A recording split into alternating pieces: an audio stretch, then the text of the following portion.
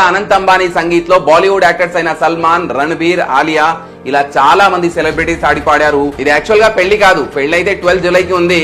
పెళ్లి card gold silver coating తో చేయించారట.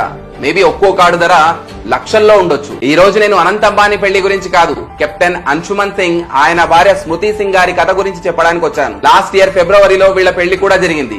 సరిగ్గా 5 నెలల తర్వాత కెప్టెన్ అంశుమన్ సింగ్ వీరమరణం పొందారు. ఈయన వైఫ్ కి రీసెంట్లీ రాష్ట్రపతి చేతుల మీదుగా చక్ర అవార్డు కూడా లభించింది.